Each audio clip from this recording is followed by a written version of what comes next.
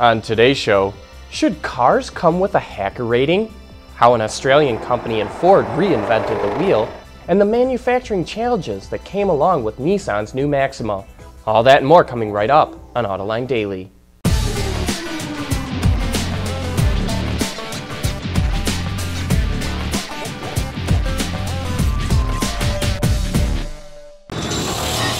This is Autoline Daily for July 13th of 2015.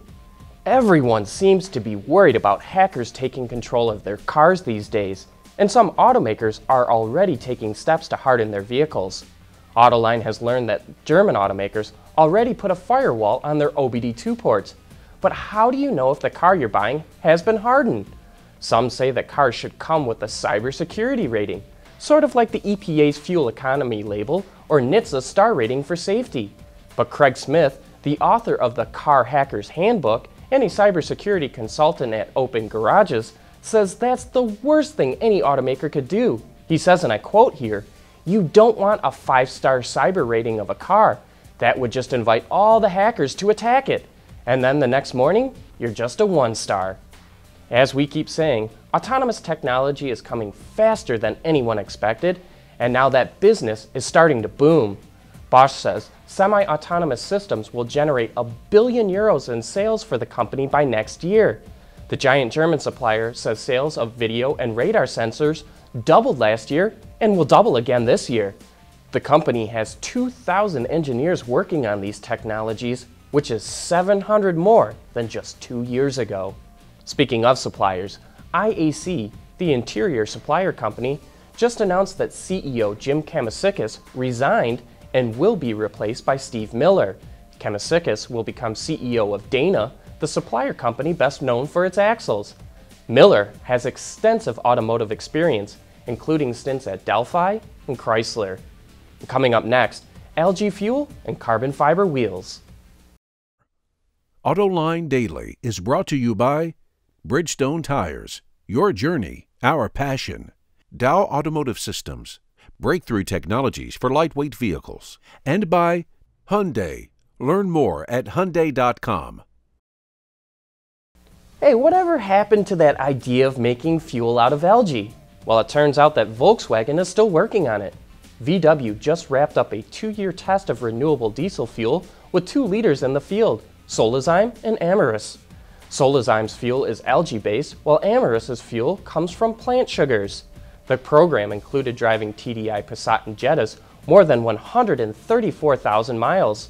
Engineers say the renewable fuel performed like diesel fuel, did not harm any components, and helped to slash CO2 emissions. If you own a 2015 ROUSCH Mustang but aren't quite happy with the car's exhaust tone, the company has a solution for you. Called Active Exhaust. It's an aftermarket control that lets you calibrate the pony car's sound with an Apple iOS app. It comes with 4 modes, 3 preloaded and 1 that's customizable. Touring mode keeps the decibels to a minimum. Sport mode provides a bit more exhaust noise. Both of those are street legal. Trek mode keeps the internal muffler bypass fully open at all times, but is not meant for public roads. Active Exhaust is available for 2015 Mustangs, equipped with the company's quad-tip exhaust, including all ROUSCH Stage 1 through 3 Mustangs. Speaking of Mustang, Ford has finally released who makes the GT350R's carbon fiber wheels. Australian company Carbon Revolution worked with Ford testers to turn out the first mass-produced carbon fiber wheel for the track-ready Mustang. You may remember a few years back, we got to sit down with the company's CEO, and John even had a go of a 911 with those lightweight beauties. To learn more about what it took to make the wheels worthy of the road and a Ford badge, just click the headline in today's transcript. And coming up next, how the styling of a car can affect the way it's manufactured.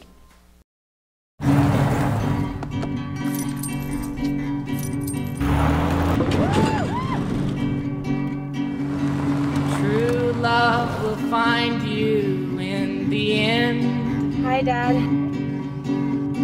When you're committed to the job, But don't give up until your tires can't be weak in the knees. true love will find you Let him go. in the end. Durable, dependable Firestone tires. Whatever you drive, drive a Firestone. There's more car news and industry insight from the Autoline Network every day.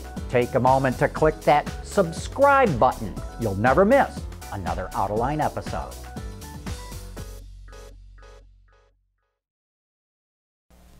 The swoopy design of the 2016 Nissan Maxima, with all kinds of compound curves, actually makes it a hard car to build. On last week's Autoline After Hours, the product planner of that car, Vishnu Jayamohan, talked about the manufacturing challenges. There are certain aspects of it that really push the manufacturing and engineering guys to the limits, such as the body stampings on the outside, just the complexity of it. There's, look at the door, it's moving out, in, out, and compound again. Curves going in all different directions. Exactly. Right. And then on the interior as well, again, like I said, there was a lot of difficulty around getting that stitching done, and then getting that tool over from Germany over and putting it into our plant or our operation in Tennessee. But that being said, we've also tried to simplify things a bit. We've got 5 grades, for example, no options.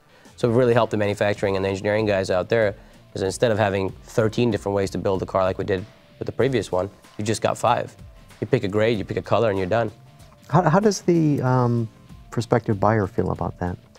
That's a great question. So I'll give you 20 years ago, I think people went on a dealer lot, I know, people went on a dealer lot, looked at a car and fell in love with it on the lot, right? You'd see a blue Maxima and say, God, that's the one I want. I'm in love with that car. Today, over 7 in 10 shoppers, and I think that figure's a little underreported, are shopping online. They go online, they configure the car the exact way they want it, and they fall in love with it online. And then they go to the dealer and say, hey, Mr. Dealer, I'd love to get this car. And if they can't find that combo, they're disappointed. When you have just 5 ways to configure the car and no options, there's a very high likelihood they're going to find that exact car at the dealer, or at least one close by. There's a lot of great info about the development of the Maxima in that show, so check it out on our website, autoline.tv, or on our YouTube channel. And be sure to join us this Thursday for After Hours, when our guest will be John Kelly, BMW's product manager in the US market. He'll be bringing an i3 with him, and we can't wait to hear what he has to say about Sandy Munro's teardown report of the i3. That wraps up today's show. Please join us again tomorrow.